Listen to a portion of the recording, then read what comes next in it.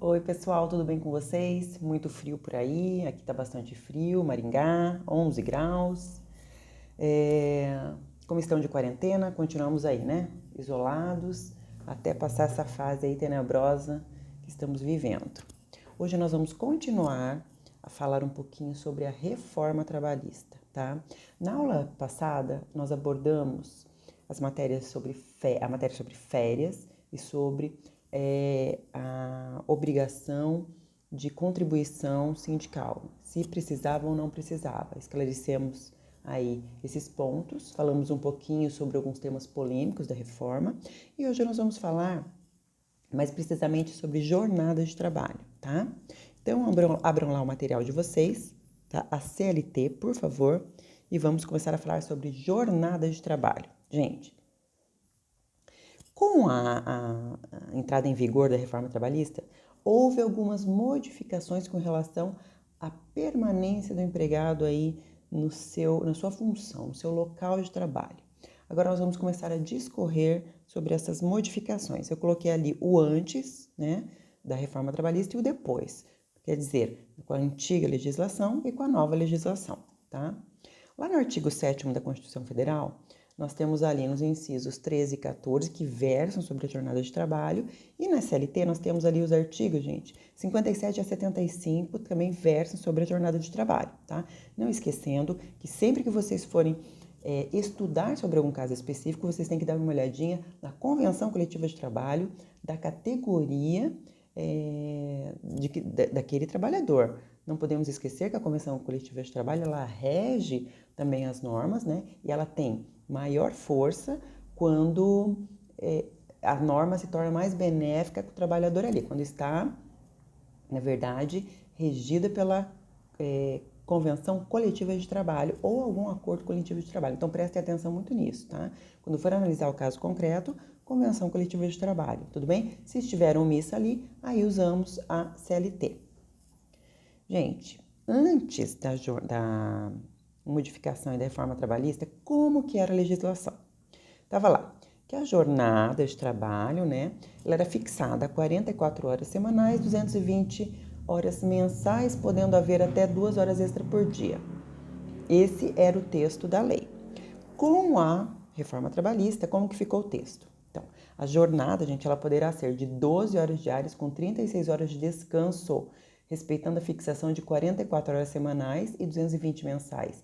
Anteriormente, gente, essa escala de 12 por 36, ela só era utilizada quando ela era mencionada nos acordos coletivos da categoria.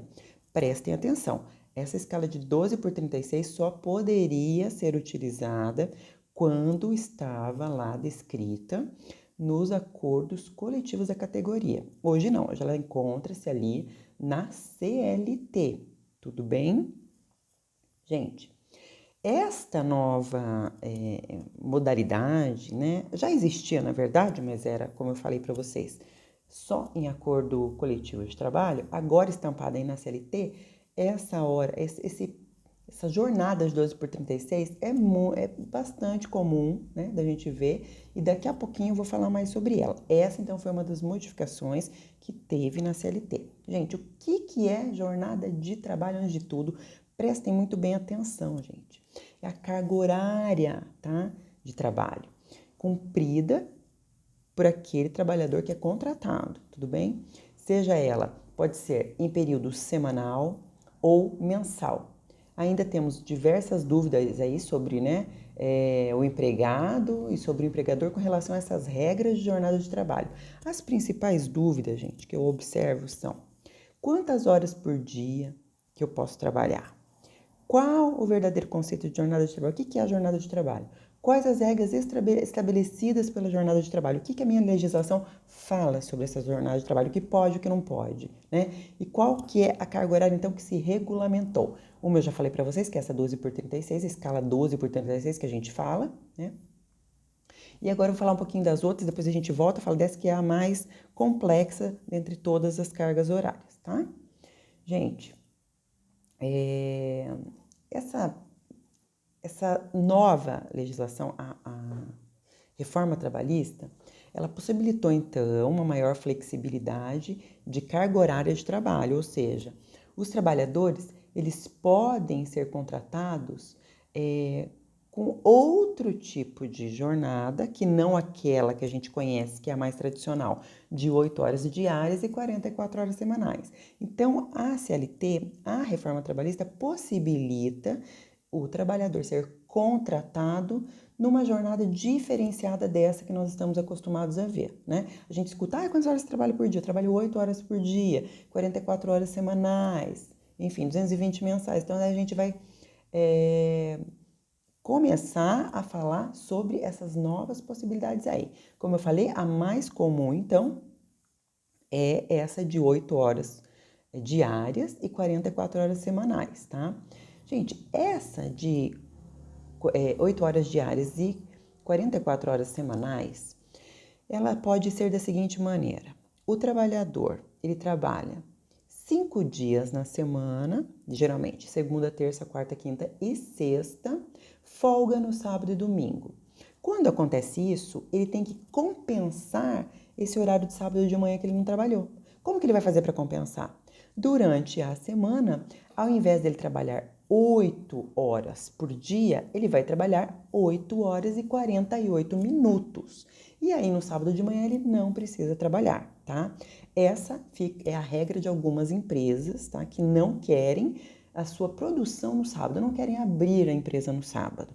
Então, o trabalhador, ao invés de trabalhar 8 horas por dia, ele trabalha 8 e 48 e folga sábado e folga domingo. Quando o trabalhador trabalha 8 por dia, então ele tem que trabalhar no sábado, né?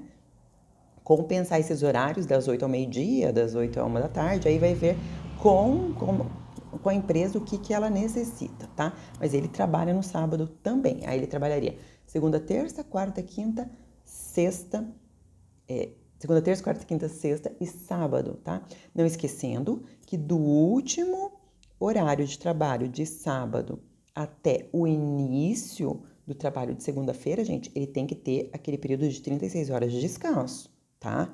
Que a gente chama de intervalos interjornadas. Entre as jornadas, tá? E de um dia para o outro, não se esqueçam também, só relembrando vocês, tem que ter aí um descanso de 11 horas, tudo bem? No mínimo aí, 11 horas, termina a jornada de trabalho para iniciar no outro dia, o empregado, o trabalhador tem que descansar aí 11 horas, tá? Gente, como eu falei para vocês, quando o trabalhador, então, ele trabalha 8 horas e 48 minutos todos os dias, de segunda a sexta, e folga no sábado, esse trabalho ele é chamado de compensação, uma compensação, então, desse sábado nessas horas trabalhadas durante a semana, tá? É necessário, gente, que essa compensação ela esteja prevista aí, tá? Num acordo entre trabalhador e empresa, não se esqueçam disso, sempre tem que estar previsto aí, esse acordo aí coletivo entre trabalhador e empresa, tá? Gente, então falamos já da nossa 44 horas semanais, que é quando folga, né, no sábado e domingo, e 44 horas semanais, que é quando folga no sábado, que é essa que a gente conhece, é mais comum. Geralmente aí, segunda-feira, trabalho das 8 até as 17h48, com uma hora de intervalo, né? E quando ele vai trabalhar no sábado, é de segunda-feira das 8 às 5 horas da tarde, e aí ele trabalha no sábado de manhã aí, tá? Eu coloquei tabelinhas ali para vocês no material, para vocês darem uma olhada, né? Ficar um visual mais claro aí para a gente entender como que funciona essa jornada. Gente, falei agora dessa que é mais comum, vamos falar um pouquinho da jornada, gente, que é 40 horas semanais, tá? Que conta aí 200 horas mensais. Também temos nas duas modalidades, né? Segunda a sexta-feira, folga sábado e domingo, e segunda a sábado, folga aí somente no domingo, tá? Segunda a sexta-feira, gente, então, vai ser lá, né, das 8 às 16 horas, vai ser uma hora menos, vai diminuir uma hora menos do que a jornada aí comum que eu falei para vocês anteriormente, tá? E de segunda, aí tem aí uma hora de almoço, tá? e folga aí no sábado e domingo. Ou então, de segunda a sexta, das 8 às 16, e no sábado trabalha aí das 8 até as 14 horas. Essa é uma outra modalidade, tá? Aí o trabalhador vai ver qual a melhor se adequa aí, né, com relação à empresa, com relação aos serviços que ele oferece, tá? Bom, nós temos também agora a jornada, gente, de 36 horas semanais com 180 horas mensais. Então, a jornada de 36 horas semanais, gente, ela é utilizada principalmente aí no teleatendimento, né, dos telemarketings.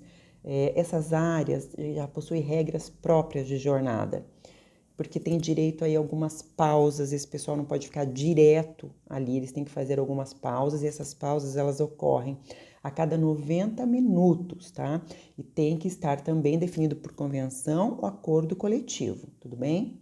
Então, essa jornada de 36 horas semanais, gente, pode ser da mesma forma, pode folgar no sábado ou pode não folgar. Então, é de segunda a sexta-feira, das 8 às 16, 50 minutos de almoço, né? Folga aos sábados e domingo. Ou de segunda a sábado, das 8 às 16, aí com 1 hora aí de almoço todos os dias, tá? Aí folga apenas nos domingos. Bom, essas são as 3 jornadas, né? Que a gente mais tem contato e a gente, né, conversando com as pessoas, com os trabalhadores, eles informam que o tipo de jornada é esse aí. Agora a gente vai falar um pouquinho sobre a 12 por 36, gente. Nessa jornada de 12 por 36, então o colaborador trabalha 12 horas e ele folga 36 horas, tá? Por que ele tem que folgar? Porque isso é muito comum em trabalhos que às vezes passam a noite toda acordados, tá? Como, por exemplo, os vigilantes, plantonistas, os enfermeiros. Geralmente, essas pessoas, elas fazem essa jornada que a gente chama de escala de 12 por 36, tá? Bom, coloquei ali a tabelinha para vocês darem uma olhadinha também, tá? Para essa regra, gente, de carga e dessa carga horária, para que ela seja válida, é preciso, então, estar estabelecido, né, em acordo individual por escrito entre empregado e empregador, tá? Ou em dissídio, convenção, acordo coletivo, como eu já expliquei para vocês, tá? De acordo com o artigo, então, 59, gente, da nova CLT, faculta-se, então, as partes, né, mediante esse acordo individual escrito, convenção coletiva ou acordo coletivo, estabelecer esse horário de trabalho de 12, né, seguidas aí por 36 horas de descanso, então, tá? Não esquecendo que tem que ser observado sempre os intervalos para repouso e alimentação também, tá? Com relação às atividades insalubres, gente, nessa escala aí de 12 por 36, como, por exemplo, né, no setor ali de saúde, pode ser estabelecido também por acordo individual, tá? Porque a nossa legislação não permite que o trabalhador fique muito tempo exposto a agentes insalubres. Então, para conseguir fazer essa escala de 12 por 36, tem que estar ali estabelecido, tá? Em acordo individual escrito. A nossa nova CLT, que é a reforma trabalhista, o que ela fala ali, gente? Que nas atividades insalubres, assim consideradas os constantes dos quadros mencionados no capítulo de Segurança e Medicina do Trabalho, ou que neles venham a ser incluídas por ato do Ministério do Trabalho, Indústria e Comércio, quaisquer prorrogações, ou seja, após a 8ª diária, só poderão ser acordadas mediante licença prévia das autoridades competentes em matéria de higiene e trabalho, as quais, para esse efeito, procederão aos necessários exames locais e a verificação dos métodos e processos de trabalho, quer diretamente, quer por intermédio de autoridades sanitárias federais, estaduais e municipais, com quem entrarão em entendimento para tal fim, tá? Vejam lá na CLT. Então, lembrando que, quando se tratar de atividade insalubre, essa escala de 12 por 36, ela tem que estar em acordo, tudo bem? Não pode aí prejudicar o trabalhador, tá? Gente, como que é então o descanso dessa escala aí de 12 por 36? Antes, gente, não se falava, tinha que estar escrito em acordo coletivo aí, mas eles tinham também direito aí ao descanso, porque pensa bem, trabalhando 12 horas, vocês lembram daquela tabelinha da CLT que fala lá, que tem lá, até 4 horas não precisa de intervalo, entre 4 e 6, 15 minutos, acima de 6 horas, 1 hora, é a mesma coisa, descansa aí 1 hora, tá bom? Gente, agora falando de descanso para todos os tipos de jornada. Como que era antes da reforma trabalhista? Eu já falei sobre isso com vocês e eu vou falar mais uma vez. O empregado, gente, que trabalha por mais de 6 horas diárias, ele tem direito no mínimo a 1 hora e no máximo 2 de intervalo intrajornada, que é o horário de almoço, né, para o descanso e alimentação. Intra, dentro, lembre-se, entre jornadas, né, entre uma jornada e outra. Intra, dentro da jornada, como que ele vai descansar dentro da jornada. Depois da reforma trabalhista, o que ficou decidido pelo legislador, gente? Que o intervalo, ele poderá ser negociado desde que tenha pelo menos 30 minutos para ele poder almoçar, tá? Então, esse tempo poupado aí no intervalo, gente, ele vai ser descontado, tá? Permitindo, então, que o colaborador, que o trabalhador, que o empregado possa deixar o trabalho mais cedo. Eu já expliquei isso para vocês. Então, vamos supor lá, o empregado, ele trabalha e ele só tem meia hora de almoço. Ele pode fazer esse desconto saindo meia hora mais cedo, tá? Do seu trabalho aí. Nós temos então lá no nosso artigo 71, parágrafo 4º da CLT, que a concessão parcial ou a não concessão, gente, ela é de natureza indenizatória. O que o empregador vai pagar para o empregado?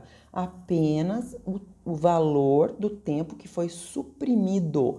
Então, o empregado, gente, antigamente, quando ele entrava como reclamatório trabalhista, ele cobrava esse intervalo intrajornada, o trabalhador ele tinha que pagar pela hora cheia. Mesmo que ele tivesse usufruído de meia hora e faltasse apenas meia hora para ele receber, o empregador ele era condenado a lhe pagar a hora cheia. Depois da reforma trabalhista, isso modificou. O empregador agora ele só vai pagar pelo intervalo que ele não concedeu ao empregado. Então, supondo que o empregado trabalhou e tirou só meia hora de intervalo, ainda falta meia hora para ele, lá no reclamatório o empregador ele vai ter que pagar para o empregado apenas meia hora e não a hora cheia mais, tá? Então ele paga só referente àquilo que o empregado não usufruiu e não mais ao total do intervalo que ele teria direito, tá? E no artigo 611-A, gente, no seu inciso 3 ali, da CLT, fala que a redução desse intervalo, por exemplo, concedendo aí no mínimo meia hora, só pode ser feito mediante negociação coletiva, tá? Que daí é um mínimo de meia hora aí. Se tiver uma negociação coletiva que fale que o empregado não pode ter um intervalo, gente, ela é nula, tá? Essa cláusula é nula, não pode. Tem que ter no mínimo aí meia hora e sempre que for no mínimo meia hora tem que ter isso especificado, tem que ter isso na convenção coletiva de trabalho, né? Desculpa, na negociação coletiva, seja em acordo, tá? Ou seja em convenção, tá bom? Gente, uma outra modificação que nós tivemos com a nossa reforma trabalhista, vocês já cansaram de ouvir falar, gente, que foi o tal do teletrabalho, tá? Seria o que nós, professores, estaríamos fazendo hoje, né, nessa época de pandemia, nosso teletrabalho. Estamos trabalhando através da nossa residência. Não estamos dentro da empresa exercendo a nossa função, tá? Isso encontra-se, então, lá no artigo 6º, no artigo 62.3 e no artigo 6º, parágrafo único da CLT, tá? Como que era antes? Antes da reforma trabalhista, a legislação não atendia, gente, essa modalidade, tá, de home office. Não era normatizado isso. A legislação ela não previa essa possibilidade aí da pessoa trabalhar em casa. Depois, né, com aí o avanço tecnológico, com a questão dessas empresas, muitas das empresas não necessitarem da presença física do empregado na sede da empresa, então começaram a surgir esses trabalhos que a gente chama de remoto, trabalhos em home office, tá? Que é feito de um outro local, do local onde o empregado estiver, não vai prejudicar a empresa por ele não estar trabalhando lá dentro da empresa, tá? Ele não precisa estar fisicamente na empresa, ele pode fazer isso perfeitamente através aí de computador, tá? De celular, o que quer que seja. Então, gente, Agora, todos os gastos, tá? Que o trabalhador tiver na sua casa, equipamento, energia elétrica, internet, eles são formalizados com o empregador, tá? Tem que estar no contrato de trabalho e eles são controlados, essa jornada do empregado, ela é controlada por meio das tarefas que ele faz. Então, tem lá, o empregado ele tem que fazer relatórios, tá? Ele tem que acessar os e-mails. Então, cada empresa vai ver a melhor forma aí de fazer um controle de jornada desses empregados que estão em home office. Não é tão simples, mas consegue-se sim fazer, tá? Gente, nós vamos falar um pouquinho agora dos tipos de contratos de trabalho que a nossa reforma trabalhista ela prevê, tá? Temos ali o contrato temporário, que já era, né, com a CLT. Temos com uma lei que eu já vou falar para vocês qual. Temos o intermitente e temos o tempo parcial de trabalho, tá? O contrato temporário, gente, ele está previsto numa leizinha, uma lei 6.019 de 1974, quer dizer, ele já é uma lei bem antiga, tá? Que rege aí essas relações de trabalho, tempo onde o empregado trabalha durante um período de tempo para o empregador, tá? Diferente dos outros contratos, gente, o contrato temporário, ele tem data de início, ele tem data de fim, que são aí estabelecidos no momento da assinatura do contrato. O limite máximo, gente, para a duração de um contrato temporário é de 180 dias, tá? Pode haver uma prorrogação? Professora, pode prorrogar? Pode, tá? Quando a prestação de serviço, por exemplo, ela ocorrer aí por 90 dias, né? E a empresa quiser prorrogar aí por mais 90 dias, né? Desde que não ultrapasse, gente, esse prazo de 180 dias, tá? Não pode ultrapassar esse prazo de 180 dias para o trabalho temporário. Gente, sendo temporário, então, tem que ter assinatura na carteira, isso tem que ter obrigatória assinatura na carteira, tá? Tem que estar estipulado ali o tempo da prestação de serviço, o valor que o empregado vai receber, né, nessa função e o local de trabalho. Tem que estar lá na carteira direitinho, tudo registrado, tá? Contrato temporário, então, gente, geralmente, para que ele é utilizado? Ele é utilizado para atender algumas necessidades de uma substituição aí transitória, tá? De pessoal permanente ou demanda complementar de serviços, que é um exemplo muito clássico do trabalho temporário, gente. Época de Natal, né? Vocês não veem na época de Natal os shoppings lotados, aí vocês percebem que as lojas estão com mais vendedores, né? Esses vendedores, eles são contratados para trabalhar nesse período pré-natal, tá? Então, um pouquinho antes do Natal, os empregadores vão lá, contratam esses funcionários para eles exercerem essa função durante um determinado período. Tem um início e tem um fim. Quando o empregado ele entra para cumprir essa função, ele já sabe quando a sua função vai terminar. Lembrando das prorrogações que eu acabei de falar para vocês. Tem que ser no máximo 180 dias, pode trabalhar um período e prorrogar mais um período, mas não pode ultrapassar 90 dias no total. 180 dias no total, tá bom? Bom, esse então é um trabalho temporário, tá lá na leizinha que eu falei para vocês, tá tudo no material. Agora vamos falar um pouquinho da jornada parcial. Gente, basicamente, então, essa jornada parcial, ela tem menos horas de trabalho, né? Ou seja, o trabalhador aí nessa modalidade de contrato, ele não vai fazer 44 horas semanais, tá? Porque essa 44 horas semanais, ela é uma jornada integral, tá? A parcial, como eu já disse, parcial, ela é menos da integral, tá? Ela é só um pouco de trabalho aí. Então, o contrato de jornada parcial, gente, foi para que surgiu? Ela foi, na verdade, uma solução para as empresas que necessitam aí de um trabalho diário, tá? Mas com poucas horas de trabalho por dia. Não precisa, por exemplo, do empregado fisicamente lá 8 horas por dia, tá? Esse tipo de contratação, gente, ela já estava prevista na legislação, mas após a reforma, ela veio reformulada, ela foi reformulada pela nossa reforma trabalhista, tá? Então, no novo texto, vocês pegarem lá a CLT, no novo texto, A jornada parcial ela tem um limite aí máximo de 30 horas semanais, tá?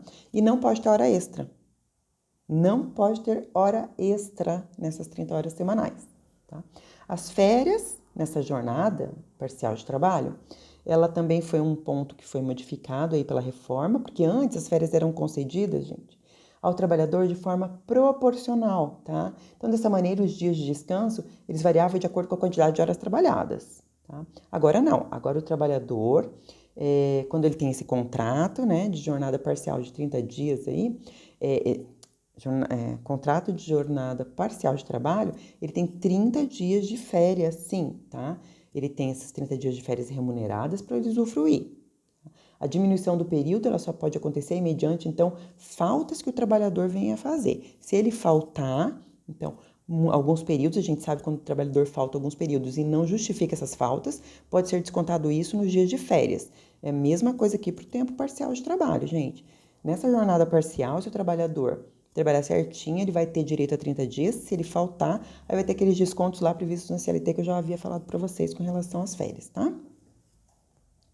Uma outra modalidade é o nosso contrato intermitente.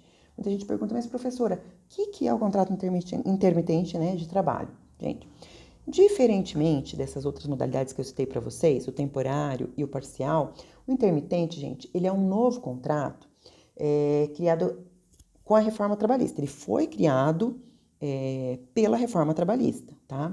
A principal característica desse contrato, gente, qual que é? É a não continuidade. O que acontece?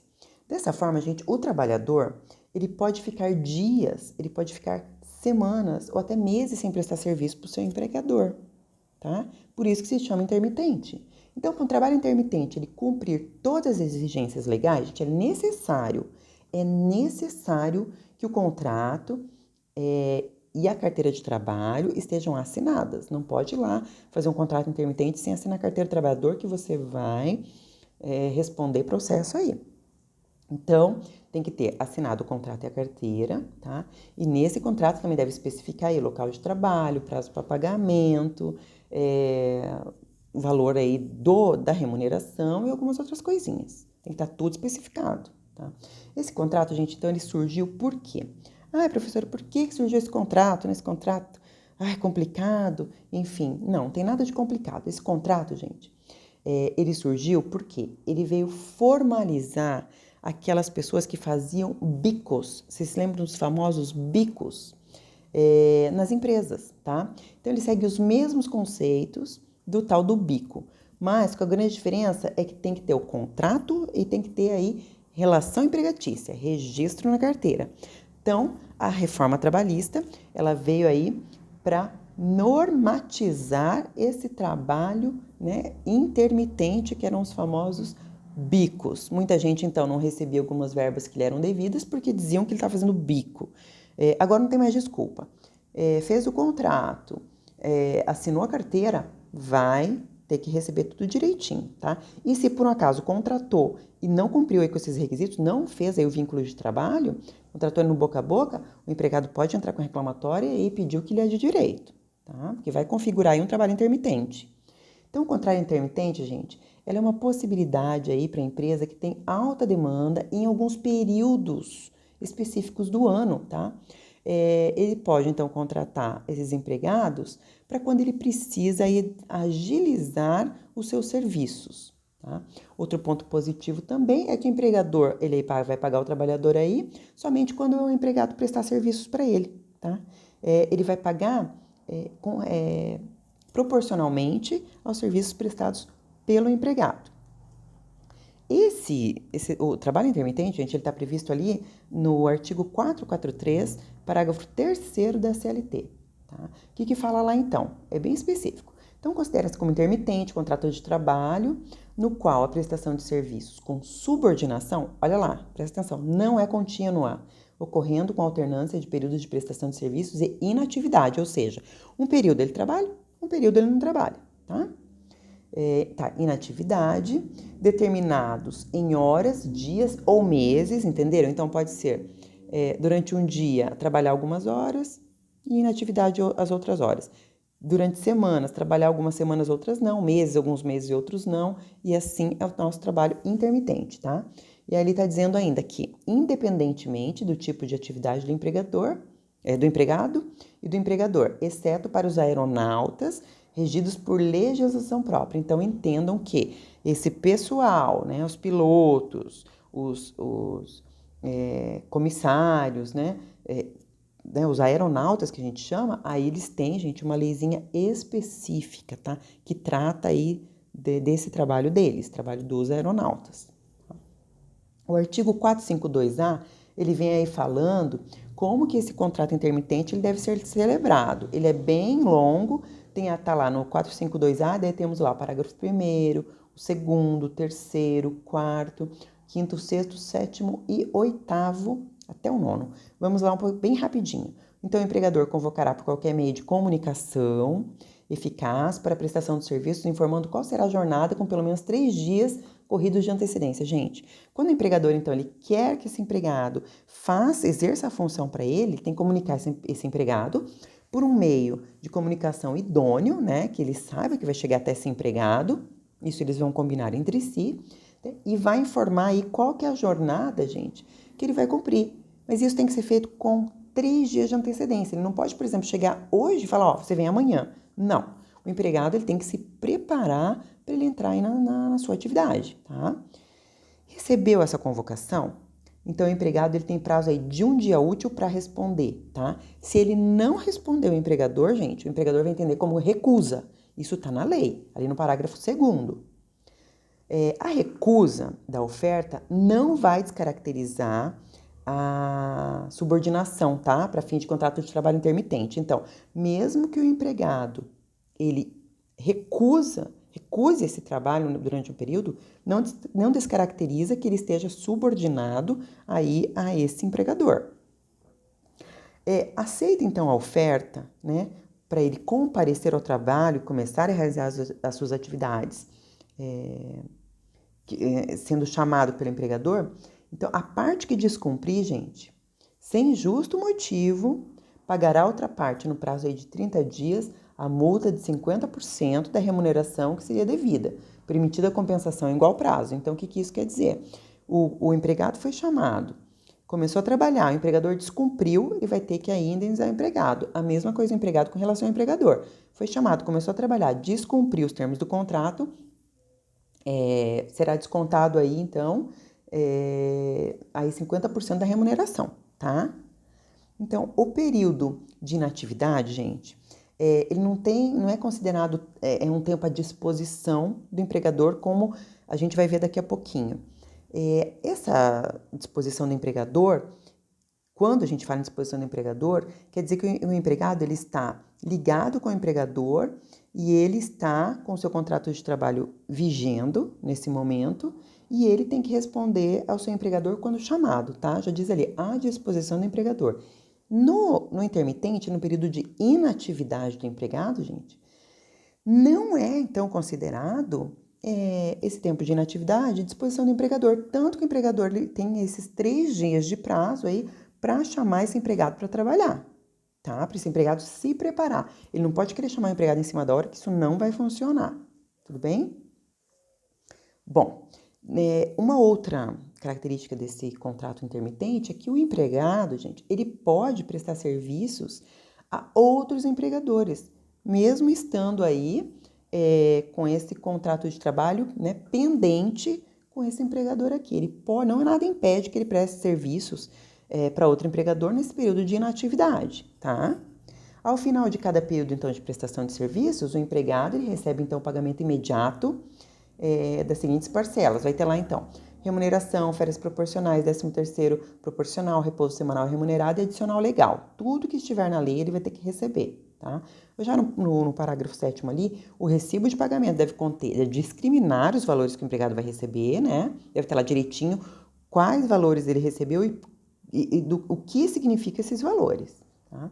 E cada uma das parcelas aí, referentes a esse artigo que eu falei para vocês, né? Dos adicionais legais, 13º proporcional, as férias, a sua remuneração. Já no parágrafo 8º, o empregador, gente, ele tem que efetuar o recolhimento da contribuição previdenciária, não esqueçam disso. o empregador, ele tem que depositar lá para o INSS, tá? E também o fundo de garantia, ele tem que depositar na conta vinculada do empregado. Tudo bem? É a mesma coisa de um contrato de trabalho integral. E no último parágrafo aí, a cada 12 meses, gente, o empregado ele tem o direito de usufruir aí, nos 12 meses subsequentes, o mês de férias, como vocês sabem, é a regrinha das férias. Temos o período aquisitivo, depois o período concessivo. Com o trabalho intermitente é a mesma coisa. Então, nos 12 meses subsequentes, ele pode aí usufruir de 30 dias de férias, tá? Então, nesses 30 dias de férias, ele não poderá ser convocado para prestar serviço para esse empregador. O empregador não pode ser folgado e chamar esse empregado para prestar serviço, tá? É proibido por lei, tá? Antes, então, a legislação, como eu já falei para vocês, não contemplava esse tipo de trabalho intermitente. E agora, gente, a legislação, a reforma trabalhista trouxe essa novidade do trabalho intermitente. Contratos, então, em que o trabalhador recebe, né, pelas horas que ele trabalha, e os direitos trabalhistas são garantidos aí para ele exercer essas funções, tá? A carga horária, então, é aquela em que o trabalhador só pode ser contratado por um período e para um trabalho específico que não tenha continuidade, tá? Ainda assim, a gente tem que prestar atenção que os limites máximos são 44 horas semanais e 220 mensais para esse trabalho intermitente também, período máximo, tá?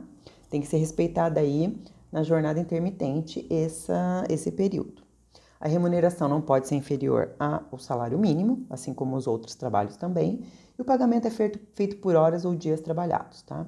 Então, de acordo com essa definição legal aí, gente, considera-se o trabalho intermitente, contrato de trabalho qual a prestação de serviços, ela tem que ter uma subordinação, ela não é contínua, ocorre a alternância entre esses períodos de prestação de serviço e entre essa inatividade do empregado, tá?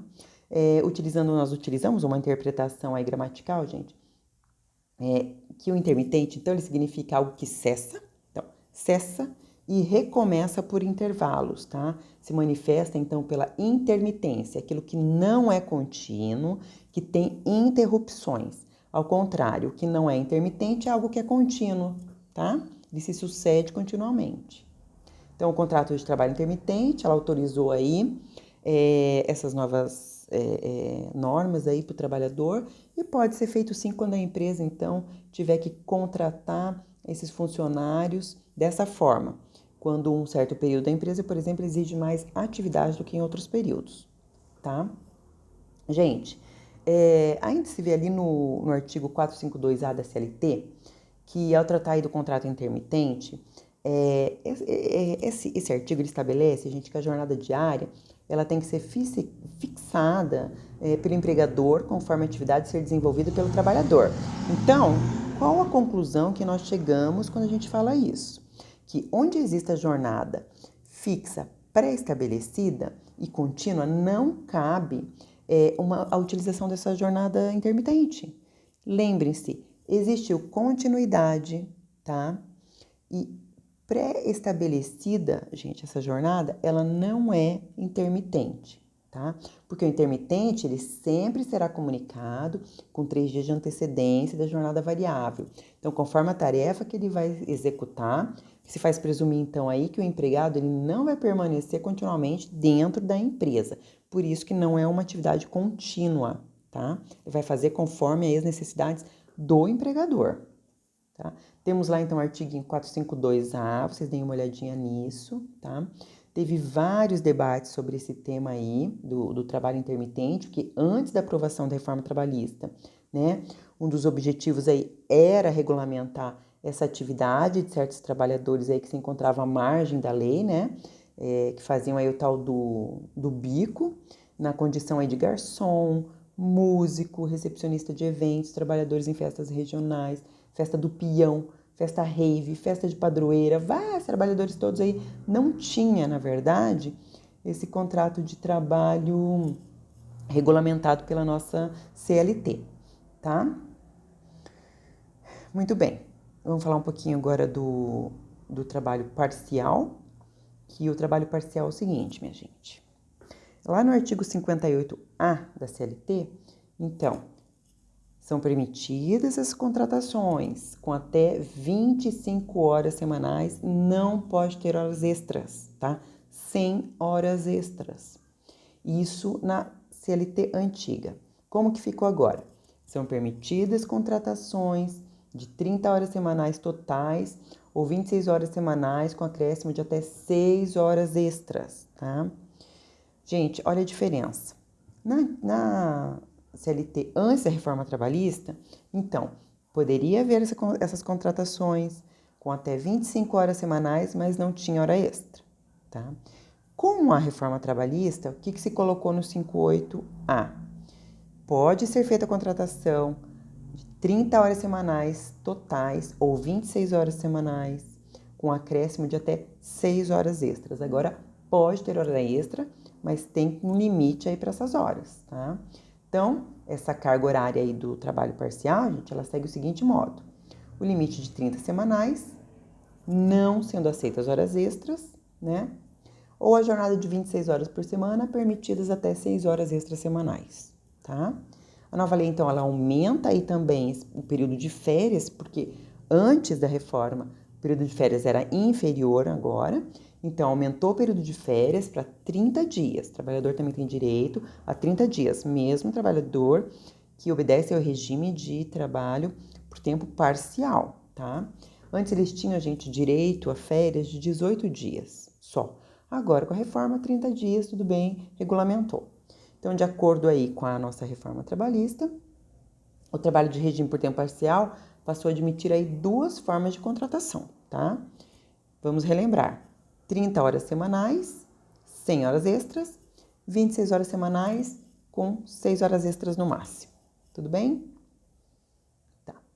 As férias já falei para vocês, os empregados em regime passam a converter. Esses também podem. Os empregados nesse regime de tempo parcial, gente, eles também podem converter aí 1/3 das suas férias em abono pecuniário. O que é o abono pecuniário? É quando o empregado vende 1/3 das férias. Lembra que eu já comentei com vocês a respeito das férias? Que o empregado ele pode se desfazer de 1/3 das férias e receber isso em dinheiro? Ele não tira 1/3 das férias, mas ele recebe em dinheiro. Ele vende esse período aí para o empregador. Olha, empregador, eu vou trabalhar, mas eu quero dinheiro, tá? Eu não quero aí tirar 30 dias de férias, quero tirar 20 e 10 dias eu quero em dinheiro. Ok? Ok. Empregador aceitou, tudo certo. Tá? Temos ali os dispositivos na CLT, então, eu coloquei para vocês. 58A, parágrafos 3º, 4º, 5º, 6º, 7º e o parágrafo 3º do artigo 143, tá? Bom, a jornada noturna, gente, e o adicional da jornada 12/36. Vou falar um pouquinho disso rapidinho para vocês entenderem. O que é a jornada noturna? É aquela pessoa que trabalha, gente, eu tô falando do trabalhador urbano, tá? Porque lá o trabalhador rural, ele tem outra jornada, ele começa lá 8 da noite, termina 4 da manhã, ou então 9 da noite, termina 5 da manhã. E varia entre o pecuário e o da agricultura, tá bom? Tem essas duas diferenças aí. Então, o urbano, gente, ele entra às 10 da noite e sai às 5 horas da manhã. Esse trabalho é trabalho chamado de trabalho noturno.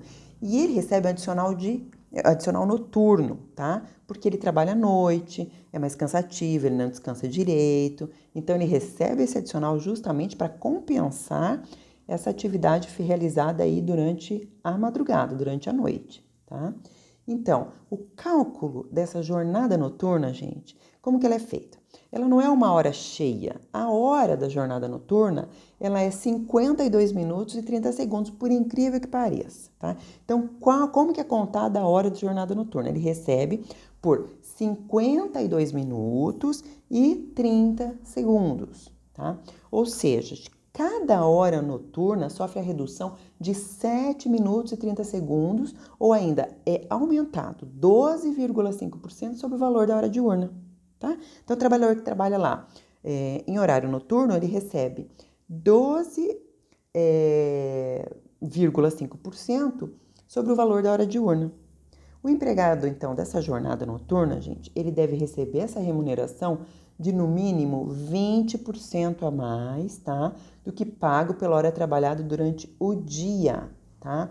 Por quê? Porque cada hora noturna, gente, sofre uma redução aí de 12,5%. Desculpa, eu tinha falado aumento, né? Sofre uma redução de 12,5% na hora ali, quer dizer, ao invés dele trabalhar 60 minutos, ele vai trabalhar 52 segundos e 52 minutos e 30 segundos. E isso que vai contar como sendo a hora do trabalhador noturno, tá? Ele recebe 20% a mais do que o trabalhador diurno, 20% a mais da hora de trabalho do que o trabalhador diurno. No trabalho noturno, gente, nós temos também que entender o seguinte: tem que ter um intervalo para repouso, tá? E para alimentação. Como que é feito isso? Tá? A jornada de trabalho de até 4 horas, nós sabemos, sem intervalo. Jornada de trabalho superior a 4 horas, gente, e não excedente a 6 horas, 15 minutos. E jornada de trabalho que excede 6 horas, aí aquele intervalinho lá de 1 hora, né? No máximo 2 horas. Salvo ser estipulado em negociação coletiva, que terá apenas 30 minutos de intervalo aí para alimentação, e aí o empregado ele pode compensar saindo mais cedo do seu serviço, como já expliquei para você, tá? Então, hora noturna, gente, nas atividades urbanas, ela deve ser paga com acréscimo, então, de no mínimo 20%, né, sobre o valor da hora diurna, exceto, né, se tiver aí condições mais benéficas previstas em acordo com a convenção coletiva de trabalho. Se no acordo com a convenção coletiva de trabalho tiver lá que o empregado ele vai receber 30% a mais, vale o que está na convenção, tá? Gente, lembrem-se, a jornada de 12 por 36 não recebe hora extra se ultrapassa a 8ª diária. Por isso que eu falei aqui para vocês do trabalho noturno. Muito se discutiu sobre essa questão dessa jornada de trabalho 12 por 36 com relação às horas extras. A gente sabe que, ultrapassada a 8ª hora de trabalho diária, o empregado ele só pode fazer 2 horas extras e tem que receber por isso, né? E ultrapassada, e se não for pago, aí tem toda a cobrança dessa hora extra, né? Que incide aí sobre a sua hora de trabalho normal, 50% quando é dia comum, feriado e domingo 100% em cima aí da hora normal, né? Nesse trabalho aqui, gente, de 12 por 36, não cabe a cobrança de hora extra. Por quê? Porque já está estipulado lá no contrato de trabalho que a escala dele vai ser 12 por 36. Então, não tem o porquê ele pedir a hora extra, tá? Mas o adicional noturno ele recebe. Vamos supor, gente, que o empregado ele entre às 7 horas da noite no trabalho. Ele saia, vamos por lá. Ele entra às 7, 8, 9, 10, 11, meia-noite, 1, 2, 3, 4, 5, 6, 7. Sai 7 horas da manhã, tá? 7, 8 horas da manhã. Ele vai receber pelo adicional, ele vai receber o adicional noturno? Ele vai. Professora, mas como que é feito esse cálculo do adicional noturno? Ele é feito do momento em que ele estiver no período que é considerado noturno, que é das 10 às 5 da manhã. Se ele entra às 7, das 7 às 10 ele vai receber pela hora normal, não vai ter adicional noturno. Das 10 às 5 da manhã vai ter o adicional noturno e das 5 da manhã às 7 às 8 da manhã ele não recebe o adicional noturno, porque daí já saiu do período noturno previsto pela legislação. Não se esqueçam disso, tá? Isso cai muito em prova da OAB e em concurso também, tá? Bom, esses foram, então, a jornada de trabalho que tiveram modificação da CLT e algumas regulamentadas, porque já se fazia esse tipo de jornada, tá? Vamos falar um pouquinho agora, gente, sobre o direito da gestante e lactante. O artigo 394-A da reforma trabalhista, ele trouxe uma modificação com relação aí ao ambiente insalubre, né, no qual o gestante trabalhava. Antes da reforma trabalhista, a legislação, gente, ela previa que a mulher gestante, ela deveria ser afastada das suas atividades de ambiente insalubre, né, as atividades que ela exercia em ambiente insalubre, tanto a gestante como as que amamentavam. Por quê? Porque esse ambiente insalubre pode prejudicar tanto o bebê que ela está esperando, como também prejudicar aí na sua amamentação, né, do seu bebê, tá? Isso era antes da reforma trabalhista. Com a reforma trabalhista, houve uma modificação. O que a reforma entendeu? Que o afastamento da gestante, gente, só poderia ser realizado se houvesse insalubridade em grau máximo. Em grau médio e em grau mínimo, ela podia continuar trabalhando. Isso foi motivo de polêmica, houve muita confusão. Nossa, foi assim, muito tempo, tá, de indecisão sobre essa questão das gestantes, né, em ambiente insalubre. O que aconteceu? Gente, Houve, então, uma ação direta de inconstitucionalidade, número da ação 5938, tá? Sobre essas gestantes e lactantes em ambientes insalubres. O que foi decidido? Então, essa alteração do artigo 394A imposto para a reforma trabalhista, gente, como desencadeou essa enorme discussão, né? Originou aí essa ADIM, tá? 5938 perante o STF, que foi ajuizada pela Confederação dos Trabalhadores Metalúrgicos. Então, aqueles trabalhadores ajuizaram, né, essa ação direta de inconstitucionalidade e o STF decidiu. O que o STF decidiu, gente? O STF, que as gestantes e as mulheres que amamentam não pode fazer, né, trabalhar em ambiente insalubre, tá? Então, voltou a ter a mesma redação de antes da reforma trabalhista, o artigo ali, tá? Então, esse artigo da reforma trabalhista, ele simplesmente foi revogado, não vale mais. Então, o que está